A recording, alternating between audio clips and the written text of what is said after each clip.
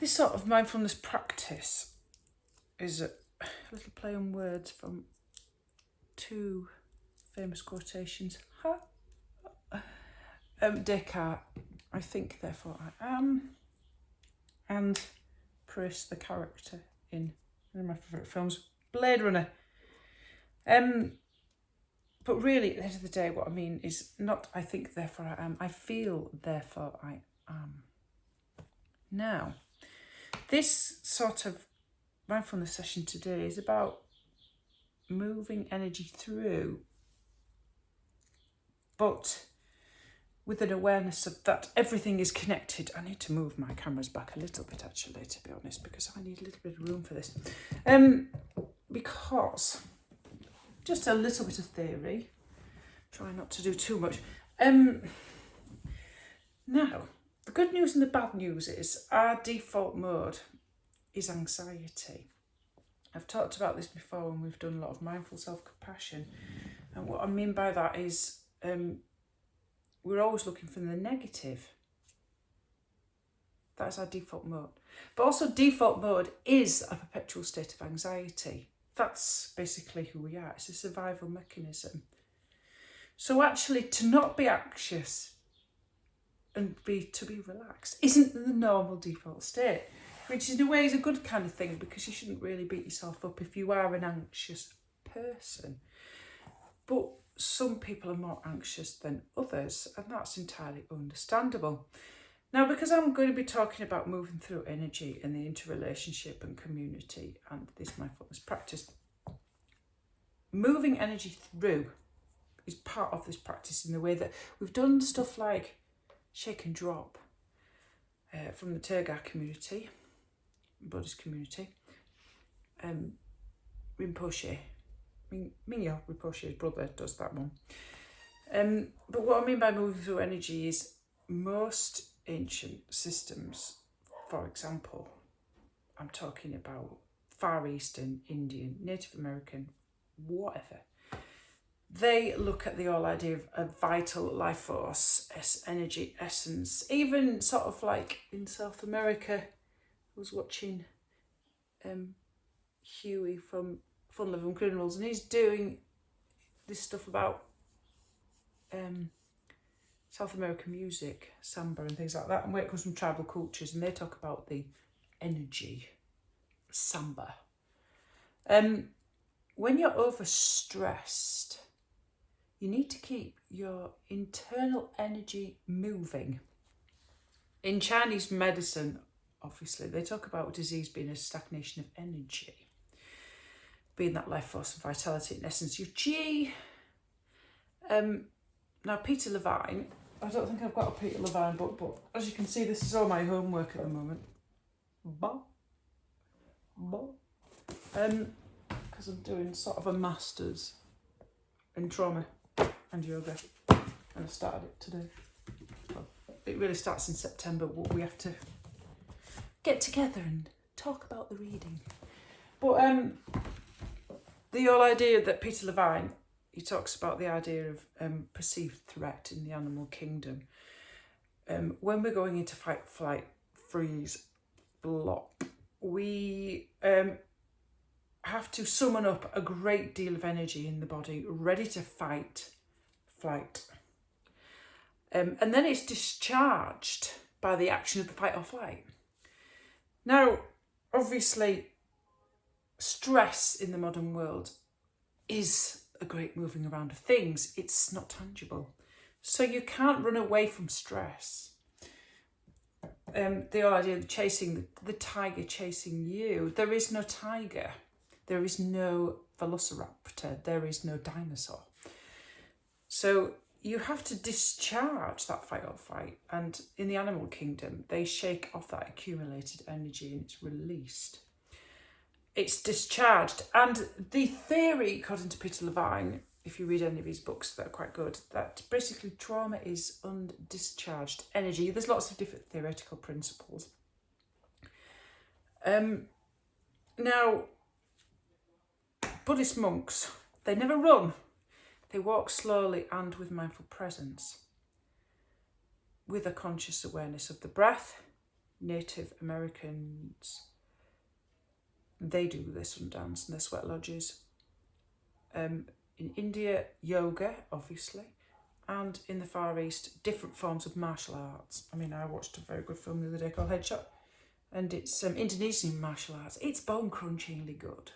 Yeah, he's a really good actor who's in it. He's a really good Indonesian, sort of like, he's the next, sort of like, they say he's the next Bruce Lee. I don't think you should make those comparisons because they're very different kind of martial artists, and also Indonesian people are very different to people who are Chinese. But the other techniques that are sort of suggested to get rid of this stress that we don't release is to laugh, polyvagal theory, your 10th cranial nerve, sing, dance. And I think there's a famous quotation, I can't remember what it was, and it was like the tribal elders, when a person that's how they get around. They come around the person, the tribal, and they sit around the person because it's community. And they ask him when was the last time you sang and you danced and you laughed? Because that's part of their, and play is so an important part of that. Because play is so important. It's like when if you've got a pet, you're a child, or you've got little pets with babies, little puppies and little kittens. They do play fighting. So play fighting is that safety, when they're in the safe zone, the green zone, where there's trust and there's that play role going on. And bants with the people you love. If anybody knows me, with my partner, I'm always the Beatrice and he's the Benedict. There is banter, She speaks poniards and every word stabs, but he's just as bad as well. And, I can be a little bit Liz Taylor and he can be a little bit Richard Burton in Who's Afraid of Virginia Woolf. There is banter, which appears very rude from people on the outside, but it's ribbing. That means you're in the safe zone because you're in a safe relationship. So the whole thing about community, bringing that in, is what do I mean by I feel therefore I am? It's basically our sense of identity comes from our relationship to others. As children, as babies, we can't look after ourselves. So our sense of self is created by our relationship to other people. It's the non-verbal communication. And if you've ever tried it and as an experiment, do a blank face with somebody and they will there's no that warmth coming in, that intonation in the voice and everything. Social engagement behaviours. We need social engagement with other people. We need relationships to meet our needs, because unlike a foal that drops out when it's born and ready to walk, a baby can't do that. A baby has to interrelate and show their needs. They sense their needs. They feel that they are cold or they're hungry. They feel it and then they communicate it by crying or whatever. And then the mother responds or the father responds. But if it's not responded back, that causes problems. So really, we are all interdependent and we need each other. We need relationships to meet our needs. We're all dependent.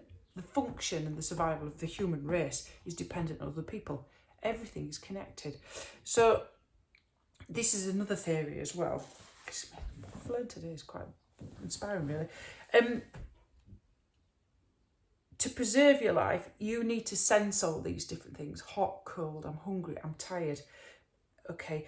And it's in the same place, all these things to do with interoception, your sensing of, I need to go to the toilet, I need a cup of tea, I need this, I need that.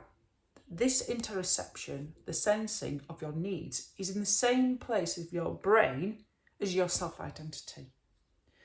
So what do we mean by disassociation? So disassociation of the body is also a loss of self-identity, and you become a nobody. And dissociation is when you don't feel your body, and it's a protective mechanism from threat, because it's not fight, flight, freeze, flop, it's shut down. Okay, I've been reading some books today. Patrick, oh God, it was, I can't remember the name. I'm on the last book because I've just finished, I've read a truly massive weighted tome by Carl Ove Nausgaard, and that's all about dysfunctional family trauma, traumatic dad, horrible.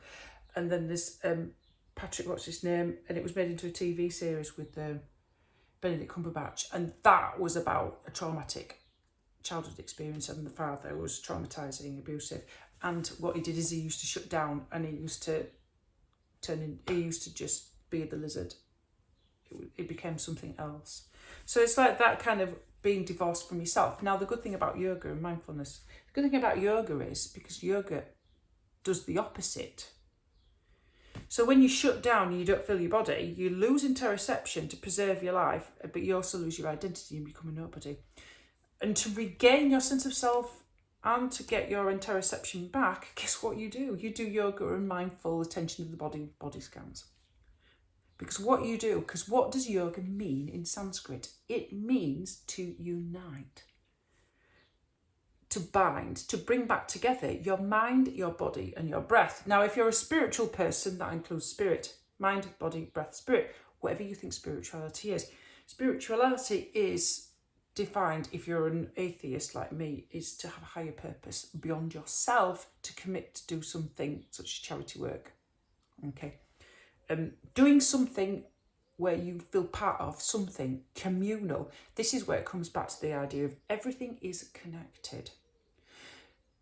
As human beings, we're all powerful, both, and vulnerable, because we're interdependent on others for our survival. And intentionally, we should be there should be humility in our sense of selves, that we shouldn't really allow anything to come from a place of blame or judgment of anybody else, other projection of how we feel about ourselves or onto ourselves. Self-compassion, being kind, everything is connected. So therefore, that's why I feel, therefore I am. Because the issues are in the tissues, and you feel to heal. You reconnect with your body by sensing your body. And this is what yoga does. You feel the floor. Do you remember we talked about the floor, the sensing, feeling your body, checking in with your body, checking in with your mind, checking in with everything, your senses, knowing where you are in space and time, that you're safe and in a safe environment. So that's what we're going to do. We're going to do a practice that's moving energy through, but also practicing a little bit of understanding that everything is connected. This idea of mindful self-compassion, but also metta loving kindness. So the metta is the biggest, most important practice of Buddhism, and it's the most generous, and it has the most profound effect on you, on your oxytocin, your vagal system, your vagus nerve, because connection is mental well-being. Disconnection from your body and other people is being known to ruin our mental health. So isolation is the worst thing. Community is well-being. But what we're going through specifically at this time, because of social distancing, we've lost that. We've lost that sense of ability to touch other people, to be together, to communicate, to see ourselves mirrored in another person. The fact is that our social engagement with other people, we come into being through our relationships with other people. So if you've ever watched Groundhog Day, or you've watched the one Russian Doll, where she's stuck in the same day, repeating the same day, stuck, not able to move through, moving that energy through. She's traumatized and she's not able to move through that until she realizes that she is traumatized. When we are traumatized, we do different things. We space out, we disassociate, we can do certain types of behaviours to numb ourselves, whether it be alcohol or whatever. So we have to get back into our bodies and feel our sense of selves to heal, to get in touch with our emotions. And that's the biggest challenge. So remember when we talked about our resourcing tools, I always say, if the practice is struggling, just stop it immediately, okay? But your resourcing tools is to name to tame, because that turns on the part of your amygdala is your fight or flight response, isn't it? Your prefrontal cortex, your rational brain, is taken over by your amygdala in fight or flight. Okay, your rational brain. So what do? You flip on your rational brain to dial down your amygdala, your fight or flight response. Okay, and feeling to healing, and breath can be challenging. We've talked about that before. So if breath is challenging and it can trigger a negative response, move away from it. So you have to be very, very careful with using the breath. And we talked about that one last session when we did wearing the mask, because it is triggering the breath, because there's so many associations with holding the breath loose. I'll be really, really honest with you. When I did my teacher training for yoga, I did Kapalabhati breath. And now Kapalabhati with long holds. Oh my God! And I don't think the teacher was very trauma sensitive. And the Kapalabhati trauma, and honestly, I came out of that class wanting to punch the lights out of everybody. I was so triggered. I was, instead of calm, I was ready to be violent. It made me go nuts because I went into panic mode because nobody wants to hold the breath. The holding of the breath set me off because it was like somebody putting a hand over your mouth and trying to stop you from breathing, and it's like, ugh. And because it's fast, Kapalabhati breath, because it's fast and furious right up into the chest cavity, it's not your parasympathetic system that it's getting going, it's the opposite. It's your sympathetic system. So it was my fight or flight response was flipping right. My window of tolerance went up there. I was hyper and I was ready to fight. I was like, wait, hey. Honestly, if anybody would have said something to me or got me going, I would have been like, do you want to talk? I would have punched somebody's lights out. So I had to take myself out of the situation. So, right, what we're going to do then is we're going to do a little bit of slow sort of moving the energy through, not shaking this time, but a different kind of movement. And then we're going to do a little bit of a metta, loving kindness, and then just go into a little bit of just mindful awareness of everything. So just dropping out of a focus and just allow everything to come in and out of awareness. Okay, so what we're going to do is, if connecting with the breath is difficult for you, just don't do it. Okay, so what I'm just going to pull everything back a little bit because I'm very aware of the fact that I haven't got masses of room for this. So all we're just going to do is just inhales and exhales. So you're just taking sun breath basically in yoga. You just take it very, very slowly, and I want you to focus on just the inhale as you take your arms up and exhale as you take your arms down. But before we do that, I just want us to check in with our body because, as I said before, I feel, therefore I am. It takes a long time sometimes to want to befriend your body, and most people feel very negative about it. So we have to try slowly to feel what's going on with the body, and it takes a long time. Okay, and if you're dropped right down into dorsal vagal, because I have to remember that one, dorsal, I always think of jaws, dorsal fin. Dorsal vagal, it can take sometimes 30 minutes to come back out of it. Dorsal vagal is when you've completely frozen out and dropped out. When your myelination of your nervous system is not firing and it's really, really, really slow. That's the signals from your brain and the myelination in your nervous system. It can take 30 minutes so you have to come out of it very slowly, because like you could just walk out into the street and just not be aware of the traffic and whoa, all sorts of things are not happening. Your reaction time's just gone. So what we'll do then is just come into your comfortable seat. Just place your hands on your knees, eyes closed or a soft gaze, whatever you want to do. Everything is optional. Take yourself out of it. I don't want anybody to do anything that they don't want to do. That's the important thing. So let's just, eyes closed or soft gaze. So think about your postural alignment. If your knees are high, sit on something to lift you up.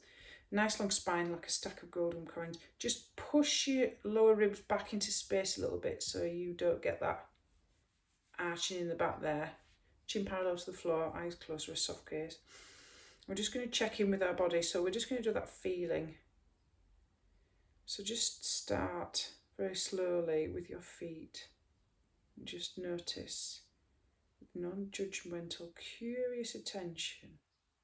Just notice the sensations that you feel there. There's no right or wrong way. If you feel nothing at all, that's perfectly fine. So any sensations in the feet, and just gently moving up to an awareness into any sensations in your ankles. A nice relaxed, smooth breathing. Your shins and your calves. Tension around the knees and the backs of the knees.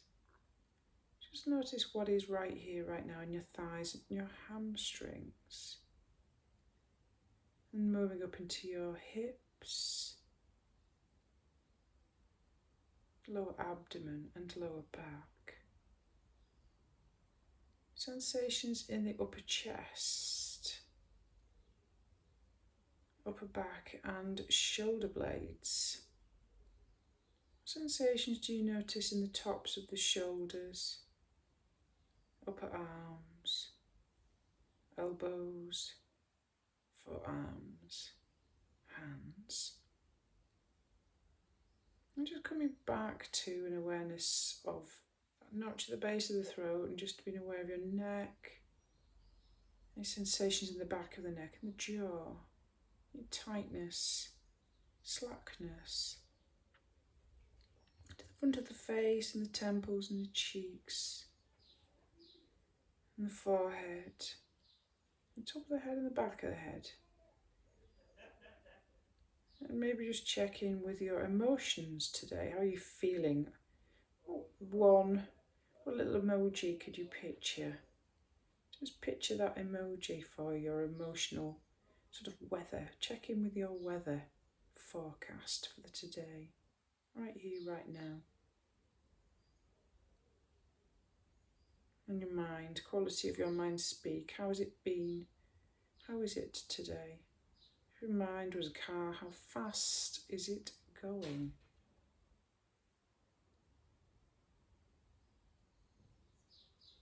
And then we're just going to start moving with the breath very slowly. And I want you to focus on interoception. Interoception is your physical sensations as we do it very slowly. Make the breath as long as your arms need to be to take all your arms all the way up towards the top. Through the nose. You can exhale through the mouth if you want. If you want do a nice soft just really slowly. I'm going to do this a few times. Just go with it and do it in your own pace. Just allow your breath. Spine long. Exhale down. Inhale up. And exhale down. You might want to shift the palms facing upwards and then facing down as they come down. Inhale up. And just moving that energy through the body and exhale down. That idea of vitality and stagnated energy. This idea of freeze or fight or flight. But we're doing it with mindful awareness of sensations. Just notice any tension that you're carrying in your shoulder and your jaw. Can you allow that to soften?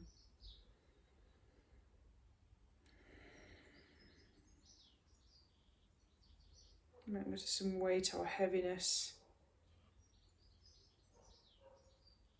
Just almost like you're moving through water. And if it feels like you're moving through treacle, just notice that as well. If it feels slow and heavy, or if there's a lightness to it, just notice how it feels. As you move your breath with the movement, you're connecting mind, body and breath. Like I said, yoga is interoception, connection of the body and the mind and the breath. You're uniting everything.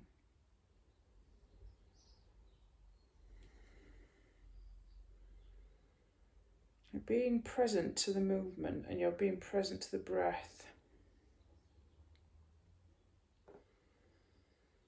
Maybe your arms might feel a little bit tired. If you want to, you can stop. You don't have to carry on. There's no right or wrong way to do anything if you don't want to do it.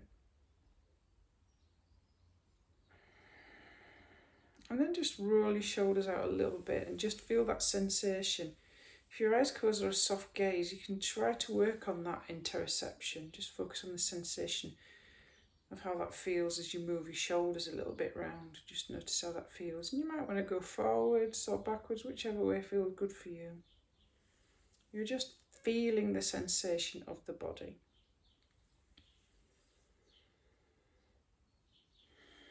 And then just come towards your seat. And just settle into your position and just become nice and calm. Just center yourself. Just feel your feet on the floor, your hips on the floor, maybe even your breath. Eyes closed or a soft gaze. I just want you to think of someone that showed you a great deal of compassion in the past. In your mind's eye, see if you can hold your thoughts for a moment and allow yourself to remember what was it like to be in their presence.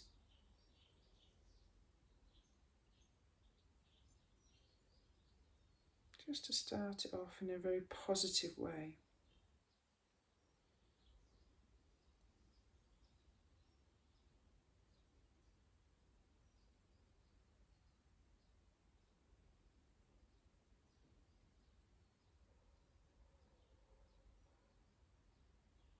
And so that we move away from this default state of negativity or a state of anxiety, which comes from a place of blame and judgment. We know that the world doesn't need to be more hostile, doesn't need more walls, doesn't need more judgment. Let's work with our metta meditation and the whole idea that everything is connected, this common sense of interrelationship between people, that dependence we need for the functioning survival of our human race.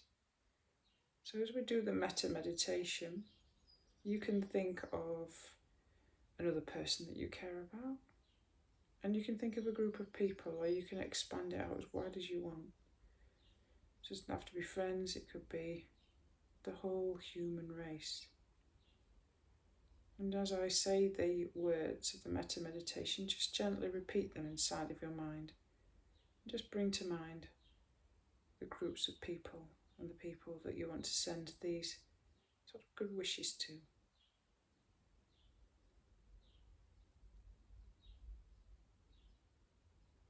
May I be free from suffering.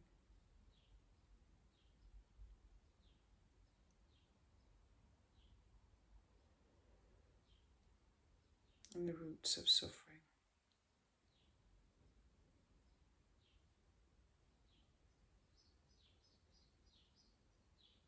May you be free from suffering and the roots of suffering.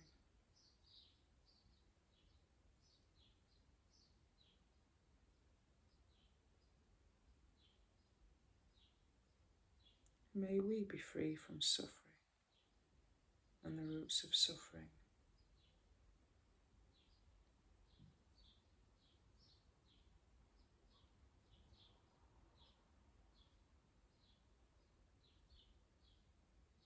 May I find peace and roots of peace.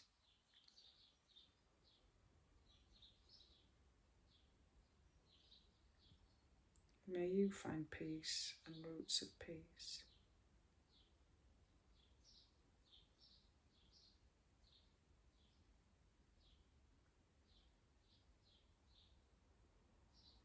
May we find peace and roots of peace.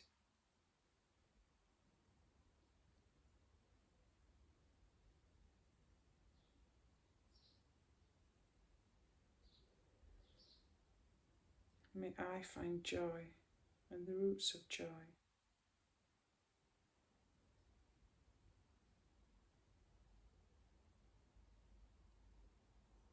May you find joy and the roots of joy.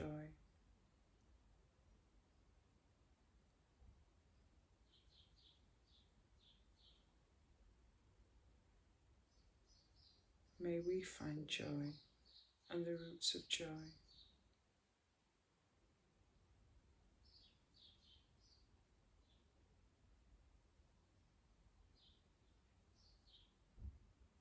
May I find wellness and the roots of wellness.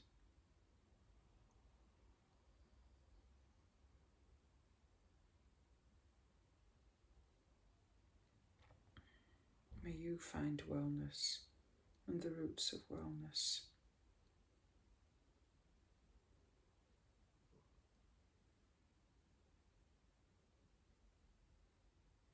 May we find wellness and the roots of wellness.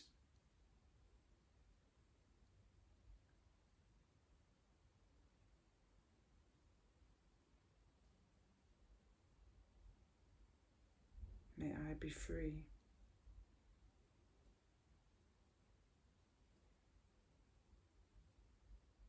May you be free.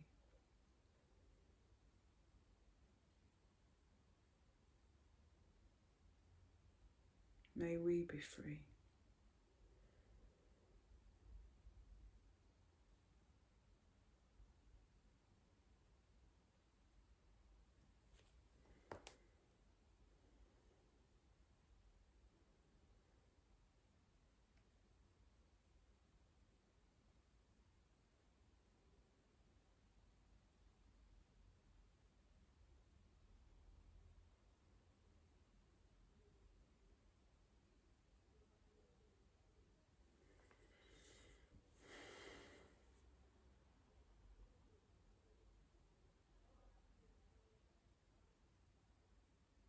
And just let go of that metta practice and just become aware of all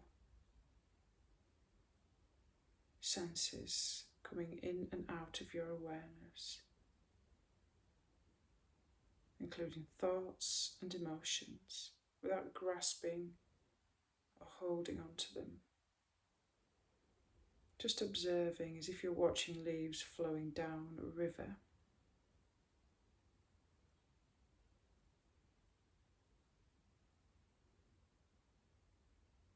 So any sounds, any senses, such as smells, tactile sensations,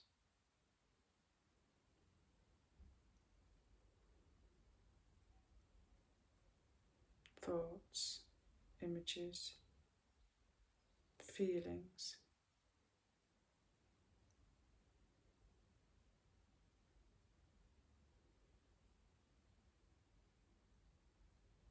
Spacious, open awareness to all things without grasping or attaching to a line of thought, as if you're just observing things on a conveyor belt just going past.